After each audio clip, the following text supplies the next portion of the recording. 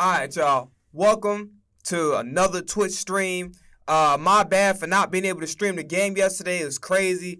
Low key, I'm gonna tell you why I was late. It's not an excuse. But I was trying to squeeze in some more content before I went to go stream. And because I don't know what's going on my phone, everything is fucking crashing. Like I got a bunch of bugs and malware and shit. So the whole ordeal took me fucking 2 hours. Cause I'm trying to think to myself, I'm like, I bet. Should I end up posting like promote my music post? Or should I do like a post of one of my Twitch streams? Because I haven't really been putting out too many like my stream clips lately. Right? And then also I'm kind of thinking about, okay, is this going to age well or whatever the case may be? So I was just overthinking a lot of shit. And then my phone wasn't cooperating with me. So the shit took like goddamn 2 hours. And the whole ordeal was just irritating, right? And then by the time I ended up trying to finish up, so I'm like, okay, let me hurry up and work out. I got out the shower and I'm like, bro, if we go stream, we gonna miss this goddamn game. So I apologize. I didn't not go because I was out of lazy. It was too much other shit. But we got the bye, so I can't make it up to y'all. But I'm gonna try to stream a game this weekend and see what happens. Right? But yeah. So before we get started, as always, follow me here on Twitch, like, comment, subscribe. I'm talking like I'm on my goddamn YouTube channel. Well, yes, as far as my YouTube channel, which this video will be going on under I am Bruce Leroy, like, comment, subscribe for I beat y'all ass. No, I'm playing. I'm joking. I joke a lot. Y'all already know I'm playing already. Follow my social media, Twitter, TikTok, Instagram, everything's that I am Bruce Leroy. TikTok is It's Bruce Leroy BIH.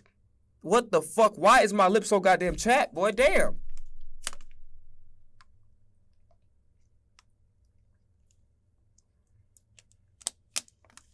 Shit.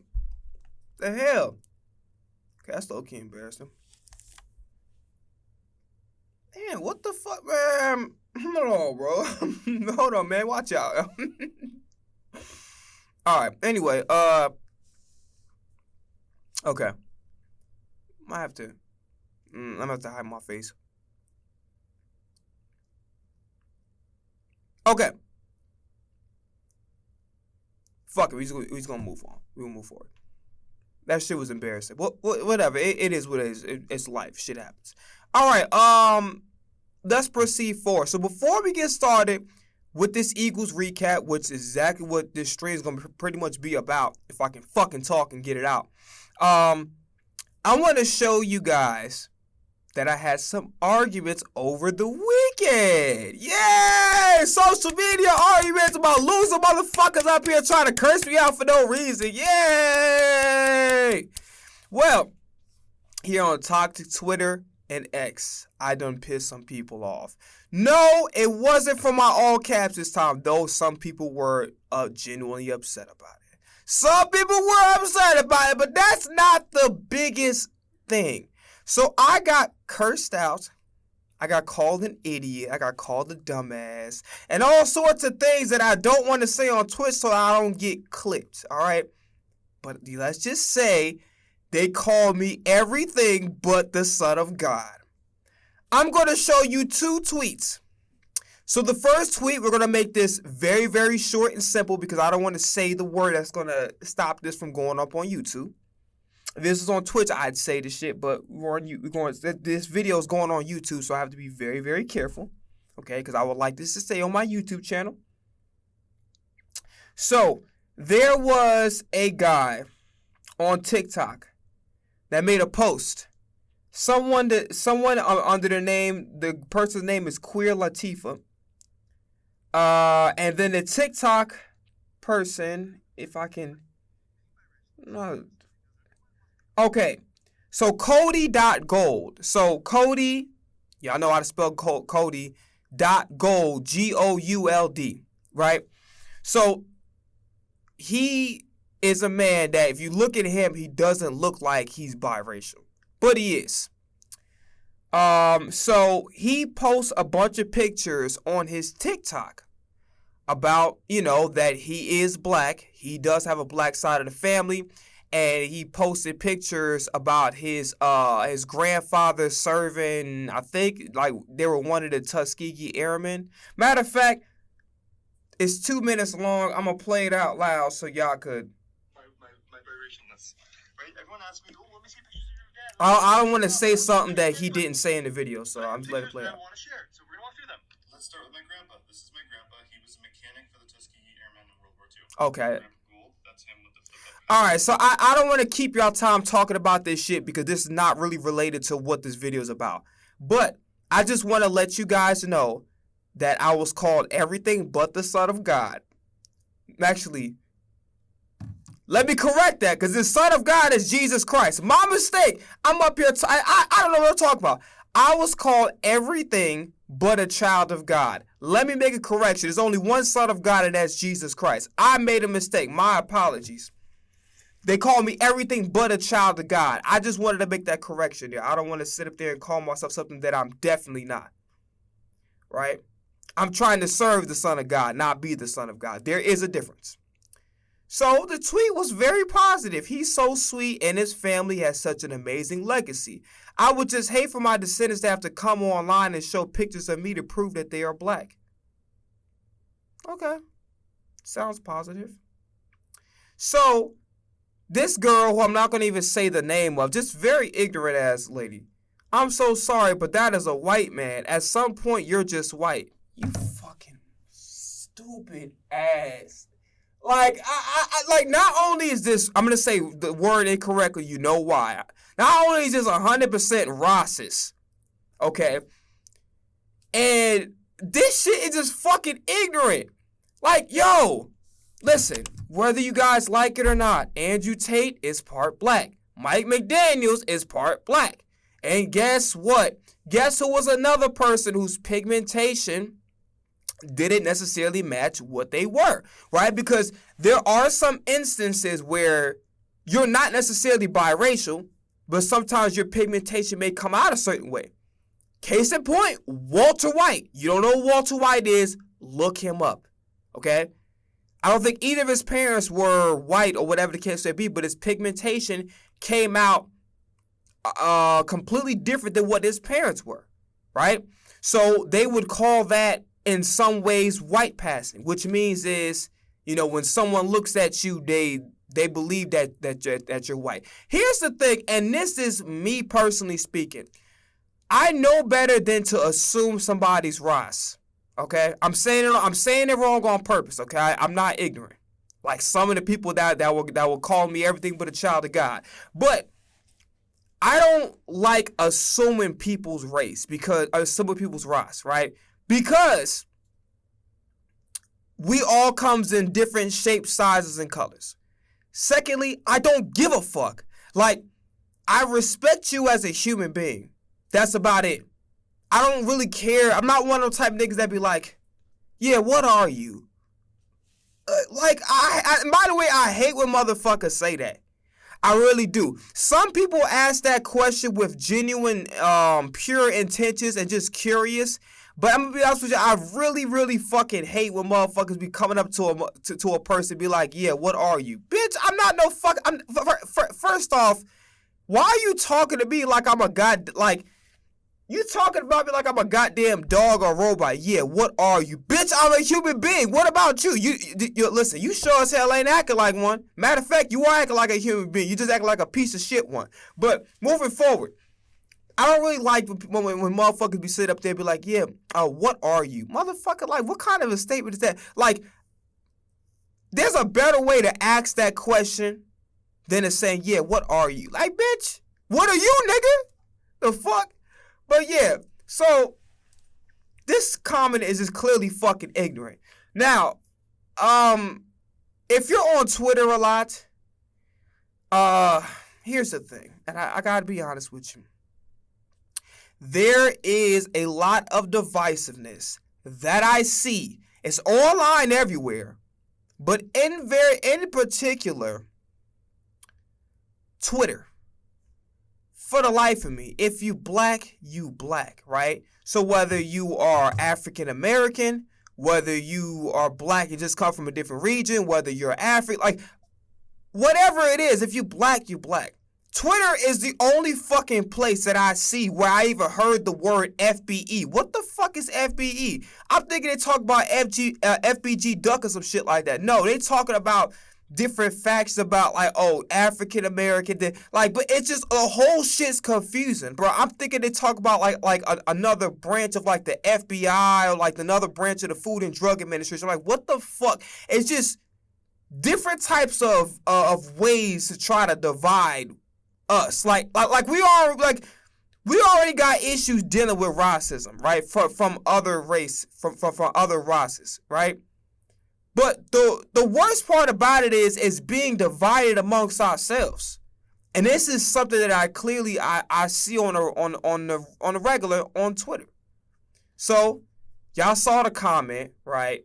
And then I decided to respond because I'm just tired of seeing this shit on my timeline. I don't subscribe to this thought process. Why the fuck is this shit popping up on my timeline? Really, the only thing I be doing on Twitter 9 times out of 10 is talking shit and literally just be interacting with football accounts. Why am I not seeing football? Why am I seeing dumb, ignorant, racist shit on my timeline? So I quote tweeted the person. I've seen non-white people look like him. And this is true, bro. If you go over to his page, and I just told you what the TikTok page was.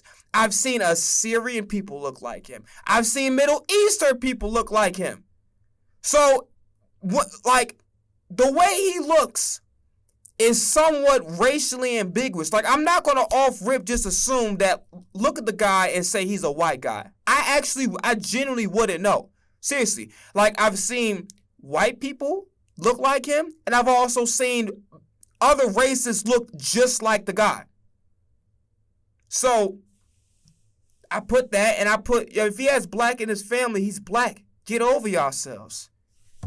Get over yourselves. He's black. Like obviously he's not 100% black, just like I'm not 100% black. But he has black in his family, so he's fucking black. Move the fuck on. God damn. Y'all niggas need to pick up a fucking shift and, go talk to the manager, go pull him aside, go step into that nigga office and let he or she know that you are desperately seeking either employment or, you need to spend more time at your goddamn employment. So, this person responds, okay, I'm not even going to give with the other girl because she was also ignorant shit and she decided to block me, which is good for her. So I don't have to ever see a dumbass on my timeline again. All right, so it's this other person. This person I don't have a problem with outside of their points are just ignorant, but I don't have a problem with this person. I'm not going to say their name. You're giving them blackness based on one drop rule bullshit. Oh, fuck. He's black! Fuck, he is black. The man is black. It doesn't matter whether he looks that way, he doesn't look that way, he has other races, and he's black. The man is fucking black. Get over it. Fuck. All right. Mind you, and this is the honest to God's truth, these be the same motherfuckers that be having Hispanic people in their neighborhood be saying, yo, what up, my nigga? And they be allowing them to say it. And it be crazy. But we trying to gatekeep, be online saying Logic, who's clearly a biracial individual, can't say the N-word. Meanwhile, I've heard motherfuckers who actually, this is a count. I ain't even gonna say the name of this motherfucker. I if you know, you know. But people been reacting to this guy who's showing the bro looks like a laid off newscaster, all right, like straight up. The nigga look like he worked for like WGN and got his ass fired. You know what I'm saying? So, yeah. Hold on. Let me gather my thoughts. So, it's this motherfucker up here who literally is talking about himself. See, here's the thing. This is what pissed me off. Okay? This is the truth. Why are we telling this motherfuckers like him he can't say the N-word? Right? Because once you get to a point of, okay, even though I'm clearly black and the dude is darker than me, all right? Straight up. If you get to a point where, okay, you clearly are black, right? But you're talking about your own people like you're not black. And you try to, talk down on yourself pretty much. And basically saying, without saying that you ain't shit. And maybe people might have in the past have, maybe wronged you to make you feel this way. But why are we telling motherfuckers like him he can't say the N-word? Why are we telling motherfuckers like Fresh and Fit who go online, say terrible stuff about black people on the daily? Why are we saying motherfuckers like Myron and all them niggas from Fresh and Fit? Why are we not saying that they can't say the N-word? But we'll say a person like Logic because maybe their personality is a little different. Maybe they happen to be a little bit more. They respond to too many comments too much, right? And it might come off like a little too sensitive. I'm not saying that's what he is. I ain't being disrespectful. I'm just saying, like, sometimes you just got to learn how to have thick skin and let motherfuckers just talk and say nothing. Because if motherfuckers know that you react to everything, they going to get on your ass. So just kind of going through this whole response. He navigates life as a white man. Oh, my fucking God. How can you navigate life as a white? How the fuck does that even make sense? That is like me, like, that doesn't make any fucking sense. That genuinely doesn't make any sense. That makes no fucking sense. He has black ancestors, but blackness is a political and social contract that goes beyond just phenotype and genetics. He will never understand that position. Oh my fucking God. Like, the level of ignorance is fucking mind-boggling. Bro, if you want to say, all right, bet. When you look at him, right, because people wouldn't assume or wouldn't even think that the guy is black, he might be treated differently than individuals who, actually are black and you look at them and they look like who they are, right? So I get that point. But my thing is this. Why the fuck are we breaking up this point? Because it doesn't change shit. What does it change? What aspect of this conversation outside of bringing divisiveness and ignorance, what is this adding to this conversation? What conversation is there to have? The man is black, period. Whether he's part black, however you want to slice it, he has black in his family, therefore that makes him black. Whatever you want to say, half, whatever the case may be, he's black. He has black in his ancestry, therefore he's black, right? However much the amount, he's still black. So there's nothing about that statement that changes the conversation outside of promote ignorance and divisiveness, period. And then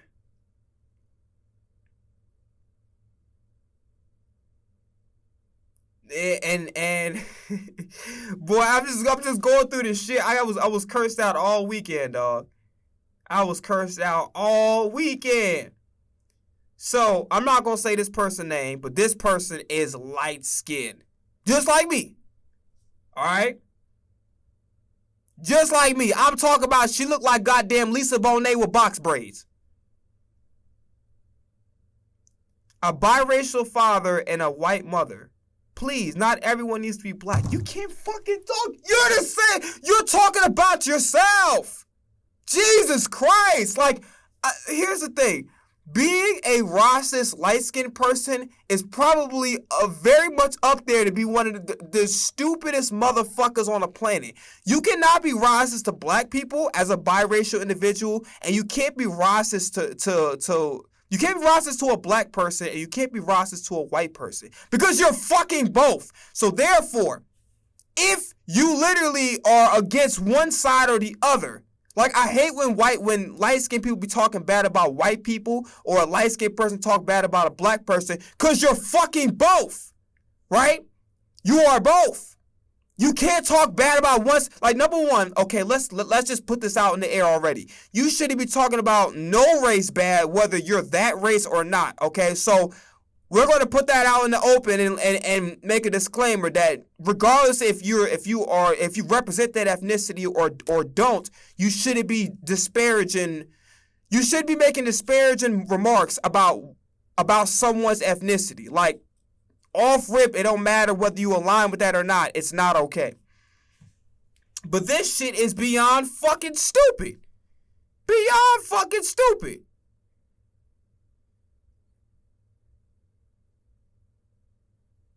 And then, bro, they in the comments frying the fuck out of her. I mixed, oh my God, I'm allowed to bully. I mixed. fuck are you talking? You sound stupid. Oh my God. Okay, long story short, okay. This is what I keep hearing some of y'all say. The white people, the colonizer. I am not telling you that there aren't racist white people. I'm not telling you that there isn't a problem. But this is what I keep hearing, right? We keep blaming white people. Like, some white people are actually good people. Have you ever figured that? And also, whatever happened to people that maybe in their lineage or maybe just outside of their lineage, that has nothing to fucking do with them. So I really hate when motherfuckers be sitting up there talking about a white person, be like, yeah, your ancestors did this. That has nothing to fucking do with them. Number one, it's not even guaranteed that they had somebody in their lineage that did that were being oppressive or having prejudice, right? It's not even guaranteed that they had someone like that in their lineage. And even if they did, what the fuck does that have to do with them? If they're not exhibiting the behaviors of their quote-unquote ancestors, why the fuck are you getting on them about it?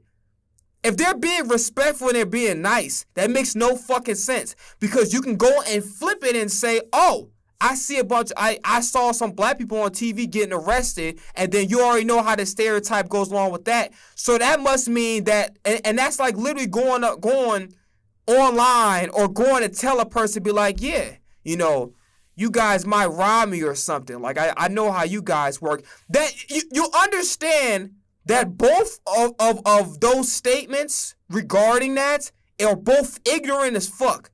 But one will receive more outrage than the other, even though technically they're both ignorant. They both are very ignorant ass statements. Neither one of them statements make any fucking sense. Right? So that's nothing but, like, I hear a lot of white people in this.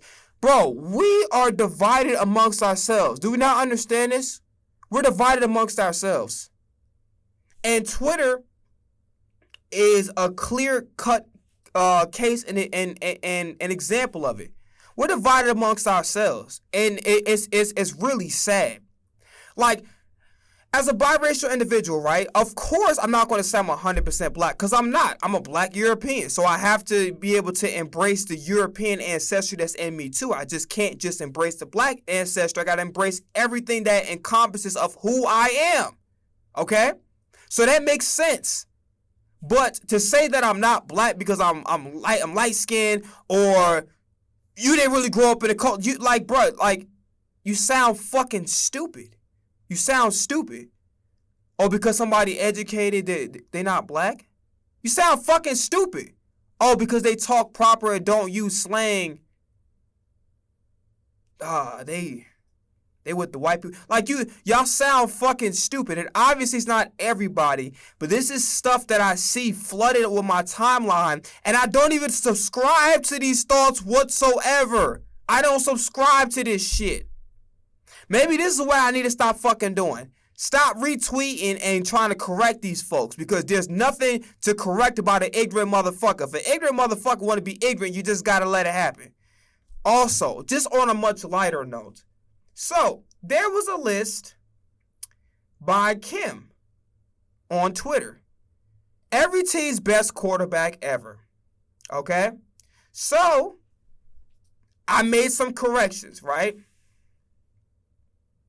So for Arizona, they put Kurt Warner. Carson Palmer, I say Arizona's Carson Palmer.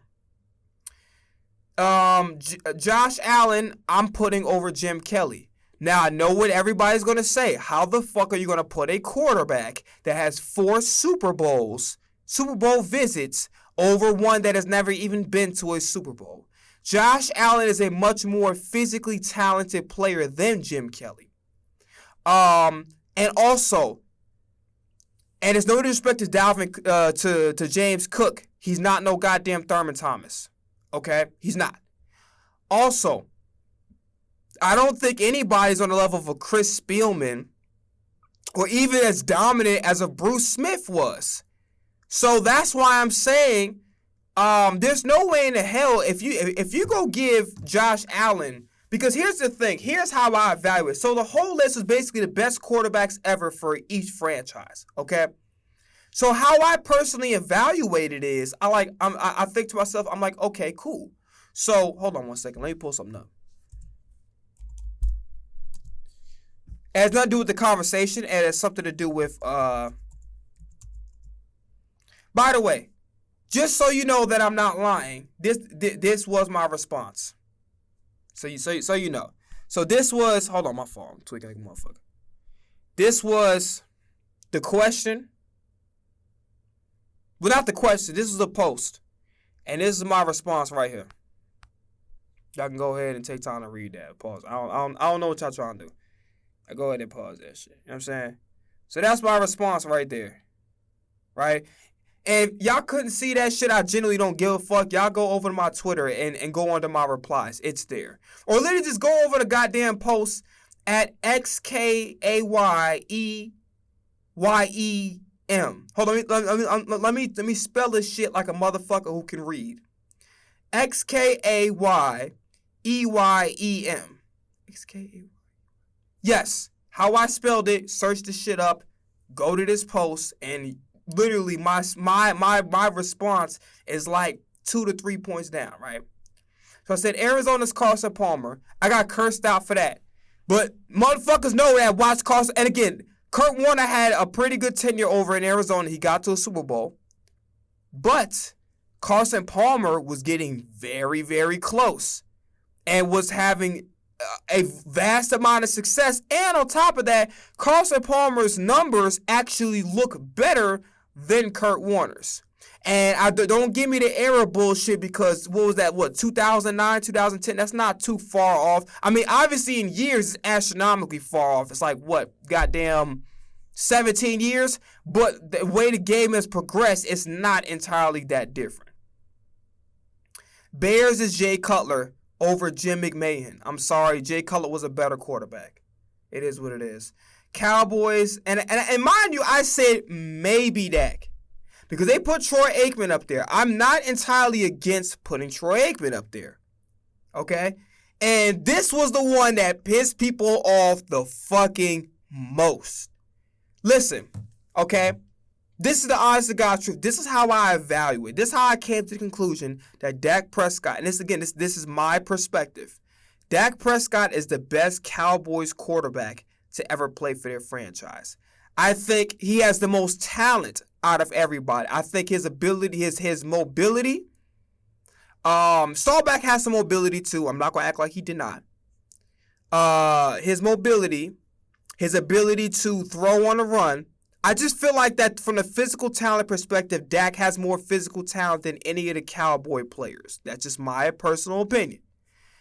His numbers look better than almost every single Cowboys quarterback. Okay, now granted, we're going to say, okay, well, he never got to the big game. He keeps losing in the divisionals and in the wild card, and he's been on the team for over a decade. But what we're not taking into consideration is the situation at hand.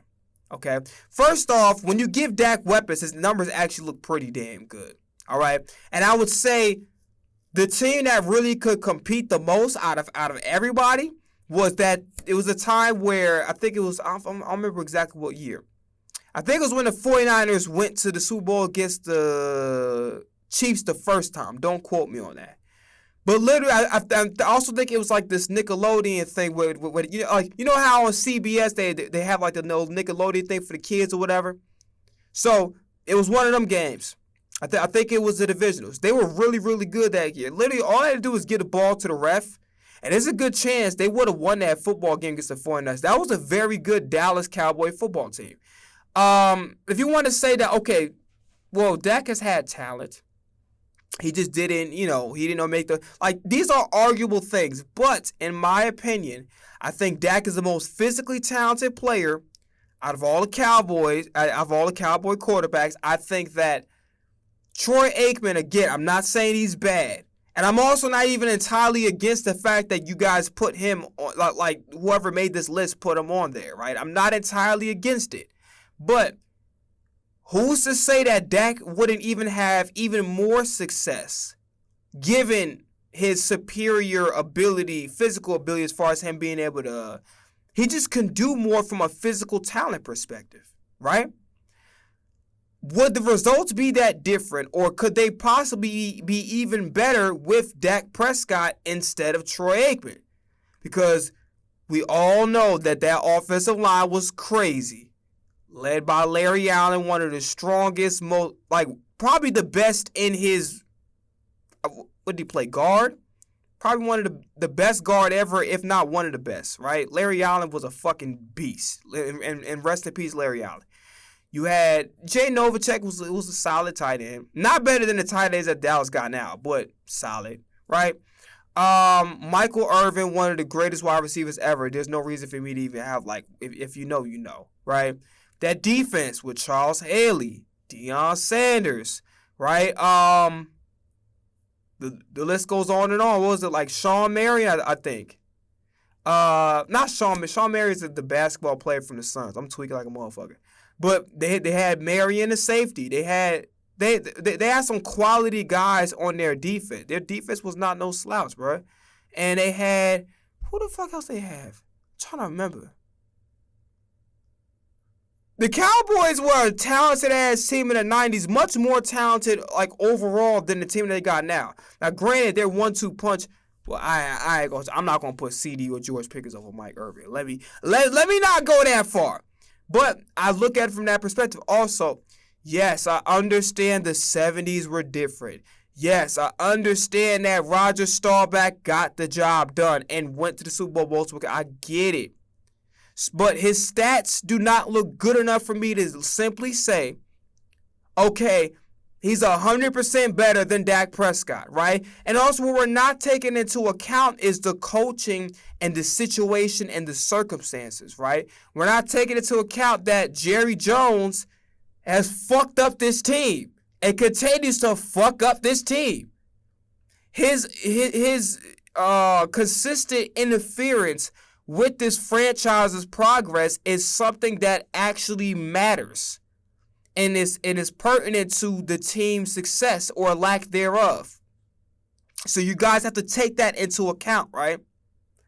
So a lot of people are saying, you must be 15, 16 years old. And there's motherfuckers up here saying, matter of fact, let me just finish up the list. But motherfuckers was really, really mad. I mean, you had this Judge Mathis, Jay Prince looking motherfucker was up there talking about some, oh yeah, he was like, yeah. He said, you muted for stupidity. Okay, motherfucker, I don't care. So what? No grizzly bear face ass nigga. I don't give a fuck. Do what you gotta do. I don't care. That shit do with me. So, somebody, Jalen Hurts, do I have to say it? Jalen Hurts is the best Eagles quarterback. There's nothing to have a conversation about.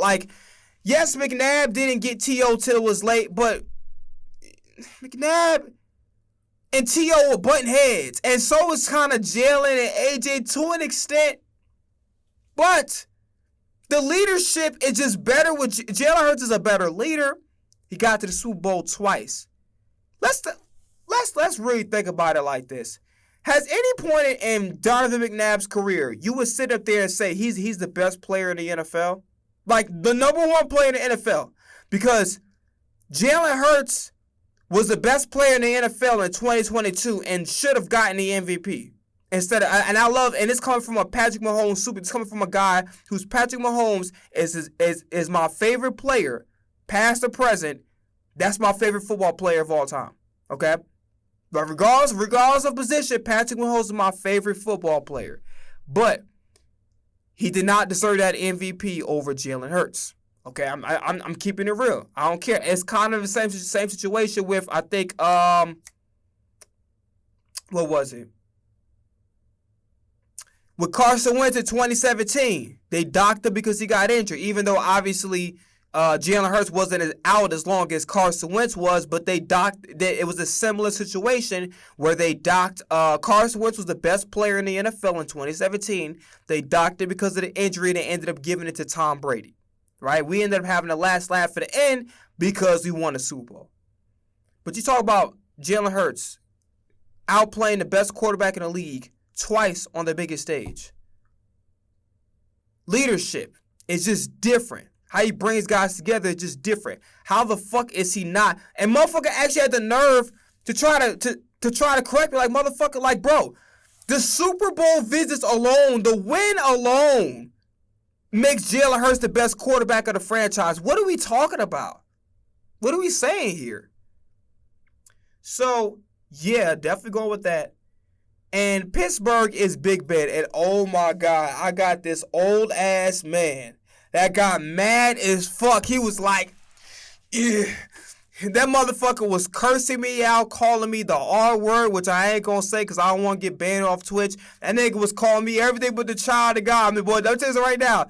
These guys be having some serious man crushes over these players. And hey, to each their own, okay? However relationship y'all feel with these players, maybe I feel like that strong connection. Hey, cool. Do y'all thing in the privacies of your own home. If you want to fucking, hey, do, like I said, do what y'all want to do in the privacies of your own home. And listen, I'm going to leave it there. But this motherfucker was so upset. He said, as a matter of fact, can I pull this shit up real quick? Listen, I have.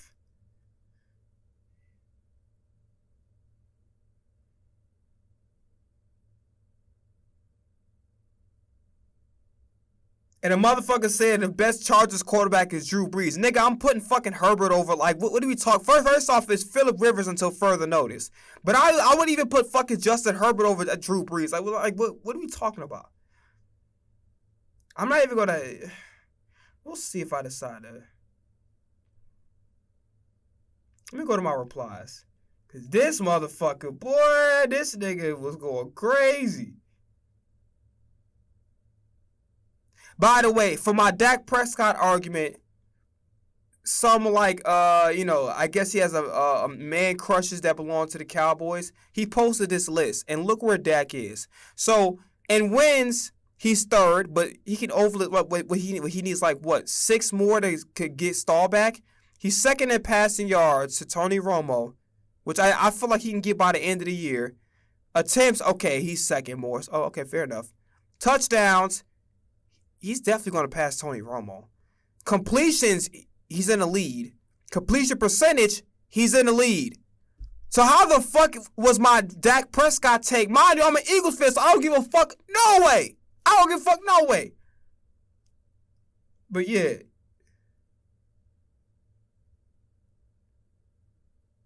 I'm trying to. Jesus Christ. Oh, yeah. He said, so I said that Big Ben is the best quarterback in franchise history, which I stand by that. Terry Bradshaw came through when it counted, but let's keep it real. Big Ben ain't never had a goddamn team. Number one, Terry Bradshaw played in an era where there was no fucking salary cap, okay? So if you really want to keep it all the way stacked, that team in a salary cap era wouldn't even fucking exist. You'd have to pay too many players. You're not gonna pay fucking Mel Blount, Mean Joe Green, Donnie Shields, Jack Ham, Jack Lambert. You're not paying all the motherfucking guys. You're not paying that and paying fucking Mike Webster, paying Lynn Swann, the other guy who's a Hall of Famer, paying Franco Harris. You're not paying Terry Bradshaw. You're not paying them guys. And so, yeah, it's a much more physical era, but you didn't even have a fucking salary cap. So I'm also going to dock that against you as well. But yeah, like we're talking about from a physical talent perspective, Roethlisberger is a much more talented player than Terry Bradshaw.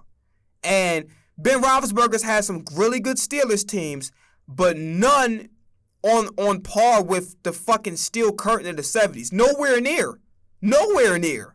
What are we talking about? So, and on top of that, Big Ben has one of the fucking hugest arms like in the history of this fucking game. What are we talking about? So, this nigga said, oh, yeah, and I said Terry's basically an AFC version of Eli Manning with a better overall. And by the way, you look at Terry Bradshaw's final stats. They're not even that good. I think the nigga got like more. Hold on. Let me see something real quick. Now, listen, I will give Terry Bradshaw credit on this. His playoff performances, especially towards the end of his career, was just outstanding. So I'll give him that. Bro, 212 touchdowns, 51% completion percentage, 212 touchdowns, 210 interceptions. How the fuck is that? How is he better than how? How is he better than Big Roethlisberger? No, the fuck he's not. Now, granted, again, I'm giving him credit for them playoff performances, especially towards the end of his career. Terry Bradshaw proved he wasn't just a merchant just off the team. Now, granted, his team helped him a lot. It helps when you got a bunch of fucking Hall of Famers on every side of the fucking ball and no salary cap, okay? We're not going to sit up here and act like, come on now. And he did get an MVP in 1978. I'll give him that. And 2-time Super Bowl MVP, okay? He came through when it mattered, all right? But I said Terry is basically an AFC version of Eli Manning with a better overall team and superior defenses. This nigga was glazing like a motherfucker. So, hold on, let me see something real quick. You must be a dumbass liberal. What the fuck does my political alliance have to do with anything? Terry has 4 Super Bowls, Ben has 2. Again, that does not nothing to do with what I was explaining earlier. Nothing to do with it. The rules are more favorable Ben's era, you goof. Nigga, Ben Roethlisberger, like, when niggas are like, yo, you got jacked, Ben Roethlisberger came in like, a perfect era where, like, he was in the current era, but he's also was of the older era where things were much more physical. So he definitely proved he could play in a physical era. Now, the 70s was on some bullshit, because I just recently found out, because Harold Carmichael was famous for this, you could spit on me, step on me, and bite me and all this other weird shit. The 70s allow you to get away with, but I can't jump over a defender so he doesn't fuck me up. That's crazy. I'm not gonna lie. When I found out that shit, that was crazy. Bradshaw will get his ass kicked. Wait, hold on. The rules are more in favor of Ben's era, you goof. You can't breathe with a quarterback now. Bradshaw will get his ass kicked and still come back and kick your ass. This is glazing to the up to. Listen, Kyrie Irving's my favorite basketball player. Okay, Devontae's my favorite wide receiver. I'm a huge fan of Trent McDuffie. I like Mahomes is my favorite player of all time. I got respect for Hurts. I definitely will defend Hurts as much as possible. As long as he playing, he doing what he's supposed to do for the most part, I'll definitely defend Hurts. Okay. I've defended Saquon on multiple occasions too, even as a Giant. But so I got my favorite players, right? I'm a huge Champ Bailey fan, and I don't want to go through the whole fucking list of people who I'm a fan of. That's something, if y'all care to ask me later on offline, I could do that. But I got players I'm a fan of. I got actors that I really like. Kehlani's my favorite artist of all time. I love 50 Cent. I love Cameron. I like their music. I like LMA music. I would never, to the lengths, talk about Glaze in this fucking man. This is crazy. I even like Drake's music. I will never glaze. This nigga, this motherfucker could open up a bakery just off tweets alone. Come back and kick your ass. You a moron. And I responded to this nigga. I said, Bradshaw ain't gonna let you hit, old man. And like I said, stop talking about Super Bowls with me. Terry's team is OP as fuck. Yes, in a non-salary cap era. Big Ben also played in an older era of football as well, in a more physical game, not just the current era, which is correct. In the 70s was nothing to brag about. Motherfuckers biting and spitting on each other and outlawing hurdling is not exactly the ideal rule set to play on. The Big Ben is better than Terry. I said what I said. I said on business, nigga. I said what the fuck I want to say. Said, all your R-word shout to caps. You're a low IQ. Go hide in your mama's basement. Okay. Now you see me. Now you don't. Okay. Fat motherfucker. Said, good lord, you're stupid. Nobody can put a team on his back like Bradshaw. This motherfucker is going crazy for his man crush. Yo, listen, Terry. Terry Bradshaw, if you're looking at this stream, I need you to do me a favor. If you ever come across it, I need you to go autograph a jersey and send it directly to this guy. Because this nigga is online defending you like you his goddamn husband, boy. That nigga is going crazy. I saw him do it 1,000,000 times against my brother. See, that's how you know a motherfucker is glazing. Listen, I ain't never, and the Eagles are my favorite team, as y'all know. Mahomes my favorite player. I never went on this motherfucker and said, yeah, Mahomes was beating the shit out of my Eagles. I will never ever glaze Mahomes, especially to that extent. That is crazy. And your Browns, what the fuck, nigga? Your Browns was ass. I didn't even know the motherfuckers what was around and it got what actually dug because Jim Brown and all. That's a dumbass. But nigga, the Browns was dog shit. But you know, I should not expect reasonable. I should not expect a reasonable conversation from a fucking Browns fan. Because anytime you still with a team that ain't gonna win shit, nigga, as a young man, when I knew the Saints wasn't gonna do shit with Breeze and the Packers was gonna do shit with Aaron Rodgers, nigga, I've walked the fuck out. 16 years old, went to Philly and never looked back, bro. Fuck is you talking about? You don't know jack shit about bull. This motherfucker is just mad. And after that, he blocked me. But boy, y'all take musician. Look at this little ugly motherfucker. Boy, what is that nigga the fuck? This motherfucker barber that clipped his shit with a blowtorch, bro. I swear to God. What the fuck is that? Like a fucking, And they got a glass eye. Well, man, listen, you look, y'all, ain't trying to disrespect nobody else, but this nigga goofy as hell. Boy. That nigga thought he was raw as fuck with them little hairy ass arms and shit. Nigga like he done took a goddamn a bunch of fur off a coat at Burlington Coat Factory and super glued them shits on his arms, bro. That nigga not even wearing his goddamn watch the right way. Nigga probably tell time in military time. Fuck out of here, nigga. But nah, on some real shit. I don't want to make this about this. Let's get into this Eagles game, bro. Okay? I don't know why I didn't pull up the what's the name, but whatever. I talked about that way too fucking long. But anyway, let's get to this game, man. Let's get to this game. All right. First off, prayers out to Cam Scatterbo, and I thank God that I'm an Eagles fan every day, and the reason why, because look how gracious and classy our fans was. Our fans was so gracious and clapping for and clapping for Cam Scatterbo, and then Dom DeSandro, Big Dom, son of a pizza. You know what I'm saying? Like, we're a classy-ass organization, bro. So, prayers out to Scatterbo. Hopefully, it ain't nothing too crazy where he's out for a long period of time. But it is what it is with that, you know what I'm saying? But Jalen Hurts, 15 for 20, 179, 4 touchdowns. Let me tell you something right now. The refs were bad on both sides, okay? Y'all are going crazy.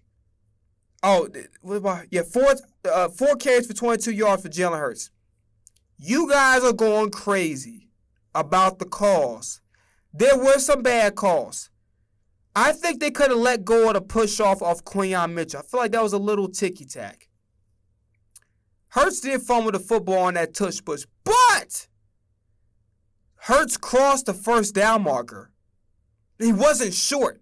So, in that scenario, what y'all niggas is crying about, bro, we would have never been in that situation because he would have got it. Joshua Uche had a strip sack, and they said it was a forward pass. So y'all bitching about the refs, and yes, the refs were also bullshit. They called some bad calls to the Giants, and they called some bad calls on the Eagles as well. Okay? Trying to remember what else.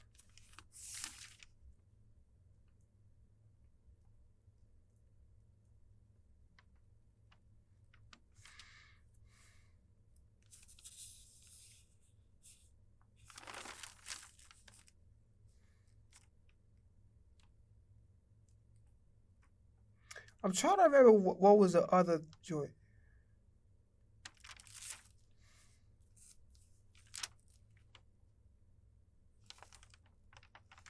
Okay, so y'all bitching about the calls that I get. Y'all can sit up there and say that, but realistically speaking, bro, like, did you really expect the same results to happen as Thursday? Did you expect our defense to play like? You expect our defense under Vic Fangio? This ain't Sean Desai. This ain't John DeGay. This is motherfucking Vic Fangio we talk about. You expect the Vic Fangio led defense to play like come on now. Come on. I don't know if anybody in the chat. I don't give a fuck who's in the chat, who's not. I don't care. I'm still going regardless. But yeah, Hurts, fantastic football game. Fantastic. A.J. Brown was also out as well. And I'm trying to figure out who else was out that was notable. Because I feel like there were some more pieces that were missing that was out.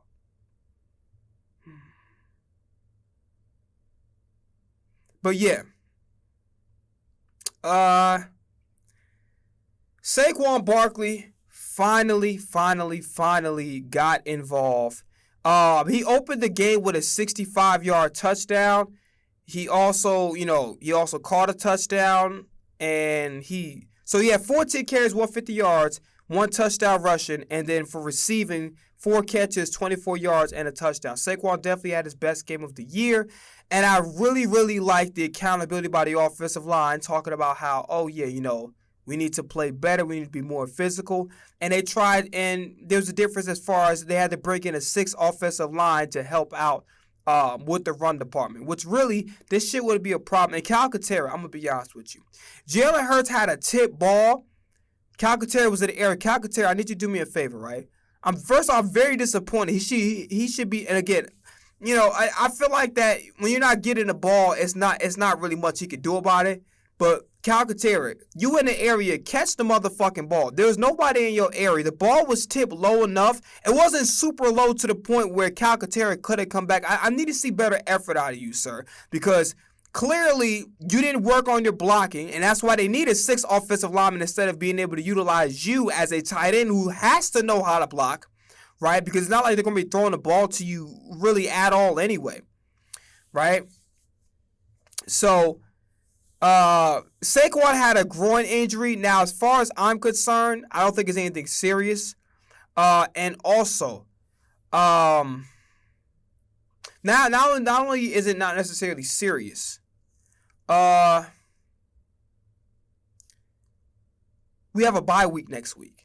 So having a bye week, getting that rest, I feel like that's going to be very beneficial for Saquon. Tay Bixby. Hey, good shit, Tank. Good shit. 9 carries, 104. He was really good. At the end of the day, the returning thing, not for him. But I knew watching from Jacksonville, I'm like, he gotta have something. You know what I'm saying? And here's the thing: a lot of you talk about A.J. Dillon and talk about Shipley, bro. They don't get the ball. You know what I'm saying? And Shipley has been hurt for a long-ass time. I think this is probably the first time I've seen him, play kick returner like full-time. And clearly Shipley should stay out. Either him or Xavier Gibson. But either way, outside of them two, we don't have no good returners. I'm just keeping it all the way thorough. But yeah, shout out to Tay Bixby. He had a really good game. I'd be remiss not to mention it. But I knew he could do it because I seen his work at Jacksonville. I knew he could play. Devontae balled out as usual. 6 catches, 84 yards. Y'all got to stop disrespecting Jahan Dotson.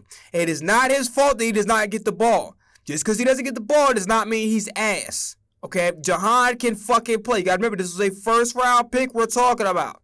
Jahan Dotson can play. Caught a really big, a really nice, the dude monster defender. 1 reception for 40 yards and a touchdown. Goddard got a couple touchdowns. Some of y'all was saying, talk about shit about Goddard. I'm like, bro, if you guys are watching the games, Goddard's actually having a sneaky good year. Just letting y'all know. I didn't know Xavier Gibson got a. Here's the thing. Oh, and Darius Cooper, I think he had a PI drawn on him. So shout out to Darius Cooper for coming back. He's off IR. Anything else I want to talk about the offense? Yeah, so listen. Credit is due when credit is due. They finally started using different types of run plays rather than the same bullshit inside zone. We tried tosses, we tried counters, things that, again, this should have already been done already. We should have already, dude, We should have already put these things into play. Why the fuck is it taking why is it taking 8 weeks, damn near by the trade deadline, to understand that there's different types of run plays outside the inside zone? Like, come on, man. But, like, yeah, shout out to Patullo for finally implementing what I saw initially in the Dallas game, different types of runs. Like, we should have been seeing this. Like, it shouldn't have been this way. You know what I'm saying? But, yeah,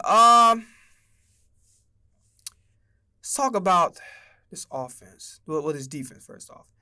Nakobe Dean is coming back and playing the way. But Nakobe Dean was outstanding. I'm not taking it too hard. I'm not taking it to heart about him getting beat in coverage by a running back. And shit happens. You know what I'm saying? But Nakobe Dean is playing really, really good. J.Alex Hunt got another sack. He's finally coming along. Blankenship played pretty good, too. Zach Bond played good, as always. Marcus Epps, I don't know if there was an injury to Andrew McCooper, because all of a sudden, by the way, Marcus Epps was definitely, making some hard hits. But for some odd reason, I didn't see McCooper. I don't know if McCooper got hurt or whatever the case to be, but I saw a lot of Marcus Epps in that fourth quarter. So I don't know if Fangio was pulling his starters off because we were blowing the team out, or it was one of those things where McCooper was dealing with something low-key. Moro Jomo got a sack. Jordan Davis played pretty good. They had a really good game and also got a sack, too. The numbers don't jump off the page, but he played really good. Jalen Carter got his first sack of the year. I felt like he had a sack and a half before, but whatever. It is what it is. They was trying to punk Cooper to Gene. He wasn't going for that shit. You know what I mean?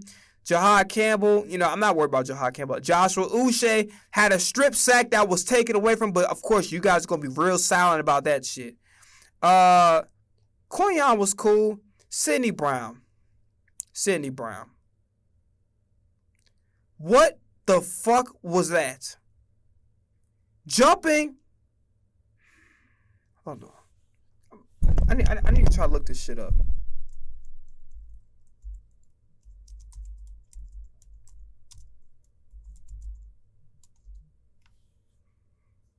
What the fuck was this flying kick, dog? Did Sidney Brown pull out the Antonio Brown flying kick?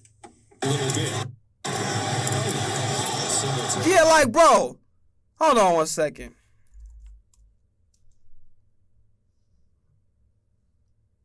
Sidney Brown. Hold on. You gonna let it do its thing.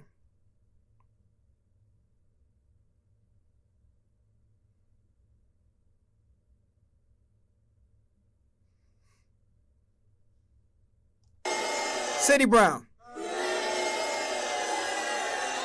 What the fuck was that? What was that? What the hell was that? That's worse than getting a fucking personal foul. Sidney Brown, what the fuck was you doing on that? What was you doing? What was you doing? Disappointed in you, Sidney Brown. I guess, what's her name missed the kick? Elliott? I wonder if they're going to show it. Jake Elliott misses kick. Misses kick. I wonder if they're going to show it, because I don't remember seeing it. Maybe I think it happened in the first quarter. Well, Nick Sirianni was so hot during the break because there was clearly a... Man, I ain't gonna lie to you. Thibodeau would not have my fucking hands on me like that when we fight. Don't put your hands on my fucking throat, nigga. Fuck this, a Tyler Perry film, nigga. Fuck out of here. Dean Blandino, what exactly happened there? Absolutely. If the officials blew the whistle during the play, that's an erroneous whistle, and really you should redo it. I think... Well, Nick Sirianni was so hot during the break because there was clearly a whistle during that play. It turns out... Like, listen, I don't know who 68 is on our team. By the way, notice how nobody gonna talk about that as well. I don't know about, like, listen. Listen. Listen, Linda, listen. But yeah, like, clearly that shit shouldn't have counted. Like, and at the end of the day, I don't know, with 68, whatever your number is, you need to have some fighting. You can't allow a grown-ass man to fucking Tyler Perry your ass, bro. Like, you gotta... Once a nigga start putting your hands around your throat and shit, like it's a DV or something like that, nigga, you got to handle your business. You got to handle your business, bro. Even if you get kicked out or a penalty, you cannot let somebody do that to you, bro. Now, there's a couple people I want to respond to real quickly because enough is enough. Diane Rossini and Drew Brees. Drew Brees, I'll make this real short and simple. We're not even gonna go. Listen, we're not even gonna, spend that much time on you, bro. Pause. Brees, you put up empty calorie stats. Your numbers look pretty good. Secondly, you didn't start off your career too hot. You didn't start off your career too hot. You kind of buns for like the first few years of your career. You kind of buns. With LaDainian Tomlinson, by the way. You kind of buns. All right? But you put up empty calorie stats. And we all know there's an asterisk on that 2009 Super Bowl because of the Bounty Gate. We all know this. Players allegedly were getting paid to do dirty shit to other players. So your Super Bowl has an asterisk on it. I hope you do know that. And I also hope you do understand that since the Super Bowl win, you've not actually really come close to that. And please fucking spare me the PI in the Rams game. Spare me. Because what was happening all that time in between? Spare me. You put up empty calorie stats, brother. All right? So, here's the thing. I don't care if you criticize our team. But once you get into a point where the Minnesota game, the first thing that should not come out of your mouth is about, I don't know how they're winning. I don't know how they got this record. How about, Jalen Hurts had a perfect passer rating throw for 332 yards and 3 touchdowns with no picks. Can we start off positive first before you get into your little bullshit because, you're feeling yourself because social media is glazing you for your take about the Eagles or whatever the case may be? Can you at least give us our fucking credit when we win the game? Because everybody knows how loud everybody would be if the Eagles would have lost. And Diane Rossini and everybody around the league, everybody wants A.J. Brown to be traded so fucking bad. You did not, the Patriots, you missed an opportunity to draft A.J. Brown. That ain't got shit to do with us. And Diane Rossini, you don't sign a player to a contract of AJ. You don't sign a player to a contract like AJ Brown's unless you're planning on keeping them long term. AJ Browns don't just walk in through the door. Just letting you know. When you sign a player to AJ Brown's contract, that means you're planning on keeping them for an extended period of time. So explain to me why the fuck would we be stupid enough to give up a weapon of A.J. Brown's caliber, especially if the cap hit is going to be crazy. And on top of that, let's just say he is going to be traded, which, again, I don't want A.J. Brown to be traded under no circumstances. I don't think he should. He can't, according to the cap hits. But, look.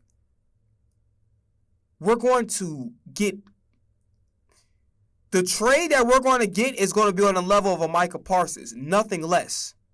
This is all hypothetical. I don't want AJ Brown off the team. I want AJ Brown a retiree Eagle, and he's doing some little weird shit with the unliking tweets or whatever, and then the comments afterwards about he's speaking, somebody else is speaking through me or whatever the hell he typed. AJ, just play ball, man. Just play ball. You'll get your opportunities when you get your opportunities, but, bro, just play football, okay?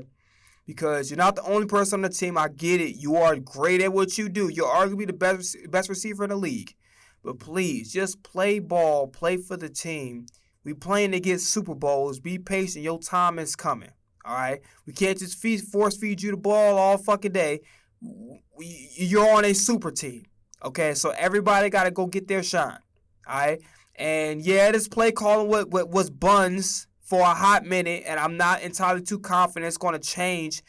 Again, we had a good game in New York, but I'm not entirely confident it's going to change. but you gotta just play ball at this point. You making these side comments and doing all this extra weird shit on social media, it's not helping your cause.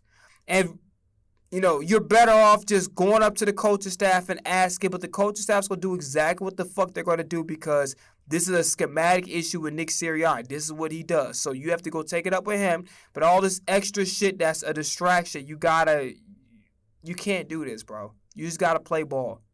Or demand a trade, man. Like, if you really don't want to be here that bad, demand a trade. And just let it be like that. But on a positive note, we got the bye. We got Green Bay on Monday Night Football the following week. There's a few things I like to discuss. Let's talk about the Steelers and the Packers game. I'm going to be honest with you. Rodgers is a good quarterback, but he makes some questionable ass decisions. Sometimes he do this like these lazy ass mechanics throw that he can low key get away with too, and maybe not as much anymore. But he can low key get away with the lazy mechanic shit because his arm is really like that. But he gotta stop doing that shit because I don't care how talented of a player you are, and right, there's not too many people that's more talented arm wise than Aaron Rodgers. I don't care how much talented you are. If you're not putting all your strength into the throw, it's problematic because the mechanics are not there, right? I understand, again, he can get away with it to an extent, especially now to an extent. But the mechanics just gotta be there. Cause sometimes he'll just make this lazy ass throw. I'm like, damn, I wonder why you be throwing a turnover like once every 2 games. Cause bro, like you should be throwing shit up. You can't do that, right? By the way, I thought it was kind of crazy that T.J. Warren runs with a goddamn goalpost attached to his back. That shit is beyond crazy, bro. I ain't even gonna hold you. Trying to figure out what else I'm talking about. Oh yeah, the Texas. So first off, the Commanders are facing the Chiefs. Damn, should I watch that game? The Broncos mollywopped the goddamn Cowboys. Thank you so much, Denver Broncos. I appreciate you. You helped us for 2 consecutive weeks. You have helped the Philadelphia Eagles. We appreciate you. Thank you so much, Broncos country. Let's ride. But yeah, moving forward.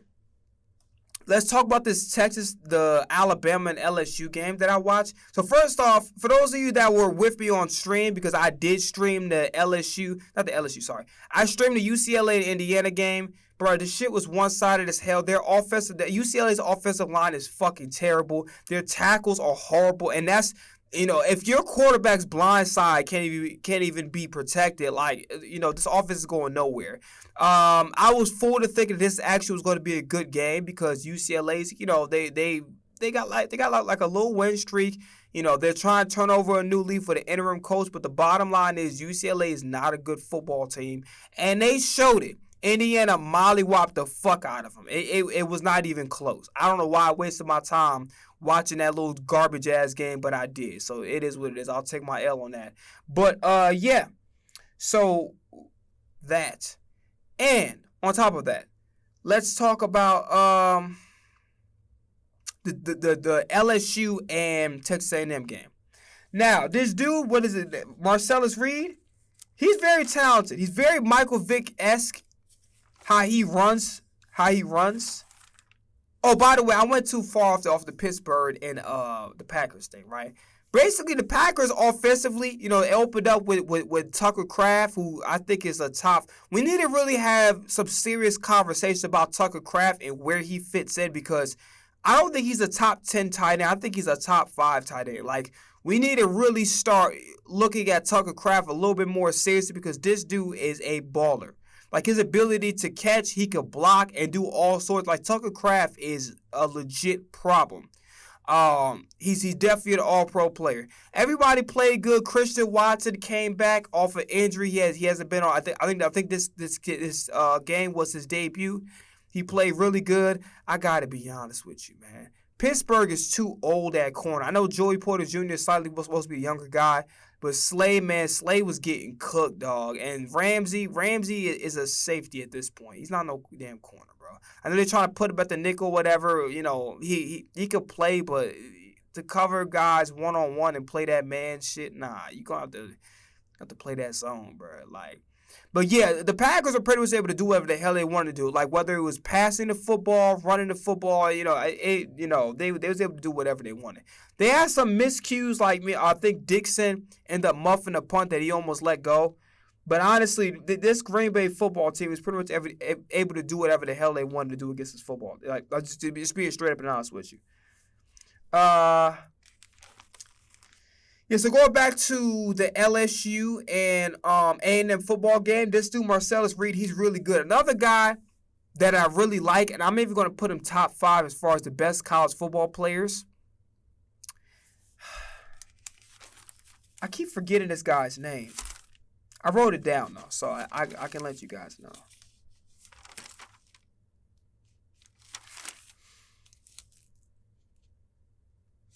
What the hell is this guy's name? I had it written down. Concepcion. Yes, Concepcion. I out of all college, top 5 of the best players. And I truly mean that objectively because this dude is a hell of a kick returner and he can catch, and this dude's speed is crazy. Crazy. So, yeah, I like this guy, Marcellus Reed. I think he's going to be a good player. I think that Marcellus Reed needs to learn how to slow the game down. Not everything needs to be fast and 100 miles per hour fastball. Take your time. Go through your progression. Not everything. I understand getting the ball out of your hands, but don't just throw the shit for the sake of throwing the shit. Take your time. Go through your progressions. If you have the time, utilize the time, right? Don't just go through the motions. Like, truth to be told, if LSU's offense was better and knew somebody was doing what he's supposed to do and they actually relied, because here's the thing, this is what I don't understand about LSU, right? You trust the guy, Barry, to start, but you don't give him the football. Why is LSU not running the football? It just makes no sense to me. You trusted a true freshman to start, but you didn't really trust it because you decided not to run the football. It just didn't make sense to me. But I'm going to be honest with you. If it wasn't for LSU struggling offensively and Newsomar getting hit like a motherfucker, they could have came back on Texas A&M, because to throw that many turnovers like that, and these were avoidable turnovers. Like, bro, just calm down. You don't have to throw a fastball. You don't have to throw the ball so goddamn quickly. If you have time to go through your progressions, take your time, slow the game down. Eventually did do that. Them quarterback runs was nasty. Guys with the wideouts were getting involved and things of that nature. But yeah, and also LSU was short-handed. I think that guy Weeks is out. They're hoping to get him back next week. But LSU season is over as far as like having true playoff contention. They can get to a nice bowl game, but they're not going anywhere outside of that.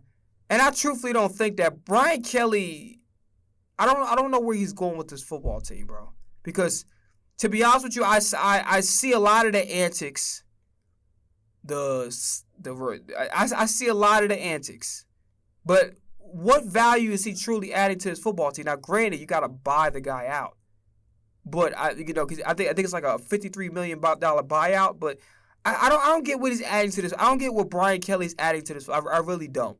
The antics is just it's too much. Like, it's just. And then you guys putting on young boy when you coming in, like you guys are not struggling. Like, bro, y'all gotta be on humble street. All that black Air Force energy y'all bringing, like that shit didn't work. Just come out and play. And then what killed me the most was like, we're not gonna be worried about the details anymore. We're just gonna go out and play aggressive. If the players don't know what the fuck they're doing, you have to pay attention to detail, because detail is the reason why you guys are on the losing streak in the first place, because you're not paying attention to detail. So again, it's always good to be aggressive and try not to overthink things. That makes sense. But as far as like, the details are not important anymore, or just suggestion that just pure aggression and pure physicality should be your focal point. No, this is a thinking. And this game is 80% mental, 20% physical. You got to be focused on the details. That's why you're losing. It's because you're not focusing on details. So, at the end of the day, what's done is done. This team is not going anywhere outside of a solid bowl game, and they just going to have to live with that. But, yeah, this is bad. Here's the thing. Let's wrap this up, because I want to talk about Carson Wentz real quick. So Carson Wentz was, low-key crying on the sidelines, whatever. And I'm not saying that they're trying to be funny. And obviously, Herb Street was like, yeah, he needs to be a better leader. He needs to respond better and try to hold his emotions. And then some of y'all pointed to the fact of how they, his dog died or whatever. They held that. Here's the thing, okay? I don't feel bad for Carson Wentz's situation. I feel bad that he's in. Okay, from one human being to another, I felt bad that he was in pain, right? Because I don't like seeing another human being go through pain. What I don't feel sorry for was his situation. Here's the reason why. Number one, he should. Number one, he should still be the starting quarterback for the Philadelphia Eagles. That's first and foremost. The reason why he's not is his fault. He chose to ignore coaching. He chose to do whatever the fuck he wanted to do. Like, he thought he was the man, and he never humbled himself, and he thought about himself over the team. And there's a take that I said, I'll say it again. I don't think we win that Super Bowl with Carson Wentz. And I'm not saying I'm celebrating his injury or whatever, but Nick Foles was willing to put the team first and put his ego aside because nobody expected Foles to really do it. Foles was able to put his ego aside and play for the team. Carson Wentz, very talented, best player in 2017 without question. He would have made a dumbass mistake. Every single one of those ball clubs that we faced in the playoffs were better teams than the Philadelphia Eagles. So it was going to require a lot of attention to detail. It's going to require coaching and following and executing the game plan. And I don't think Wentz would have done that. I think Wentz would have done some dumb hero ball bullshit and would have threw a turnover and knocked us out of the playoffs. It would be like, oh, yeah, Carson Wentz had a good year, just came up short. That would have been a narrative instead of us being the 2017 Super Bowl champions, okay? So these other football teams, the Rams, the Falcons, and this other team that we faced, I think the Vikings, these were superior football teams. The Patriots with Tom Brady, superior football teams. It took the whole collective coming together to get that victory. It wasn't one person over the other, and Foles bought into the system. That's why we won the Super Bowl. We didn't win the Super Bowl because Foles played great. That was part of it, but Foles was willing to put aside his ego, and everybody was playing for each other. It was a team collective victory, not just for Foles. For Carson Wentz, you're in a Super Bowl interview, and they're asking you, okay, what is one thing you can take back in your career? You say, yo, I wish I could have been started for this. I wish I could have played and won a Super Bowl. Motherfucker, A, you won a Super Bowl already because you were on a team. 2, that's a highly selfish way for you to think. So not only did you get a ring anyway, bro, you literally, my nigga, you got a ring already. And also, it's very selfish thing because at the end of the day, you were injured. It is what it is. It's the next man up. The next man up won a Super Bowl for all of us. So that's a highly selfish way. Again, I understand that probably anybody would say that position, but why say it out loud? Then after the Super Bowl loss, you refuse to shake Jalen Hurts' hand. This situation that Carson Wentz is currently undergoing in totality is on Carson Wentz. Carson Wentz could have been a Philadelphia Eagle to this very day. He's not a Philadelphia Eagle because he refused to humble himself. He thought about himself. He's self-centered. He's arrogant, and he put himself in this position. I felt bad that he was in pain from one human being to another. I don't feel bad for his situation. I don't. Because unless he learns to humble himself and take accountability, truly look at himself and say, I was wrong, and take accountability for him putting himself in that position, he will never elevate past where he is right now. And that's the truth. Him being in pain, I sympathize. His situation, I don't sympathize. He's getting exactly what the fuck he deserves. I don't feel bad for him. Outside of him being in pain, and as a human being to another, I don't like seeing other people in pain. But as far as his predicament, his circumstance, his situation, he brought that shit upon himself. He refused to humble himself. He made everything about himself. He was arrogant. He was egotistical, and he put himself in that position. Period. To this day, he should be a Philadelphia Eagle. All right, that's all I got to say, y'all, man. We out of time. Tomorrow, Eagles interviews, Seth Joyner, press conferences, NFL highlights, the whole nine. All right, I'm out of here. Peace. Right.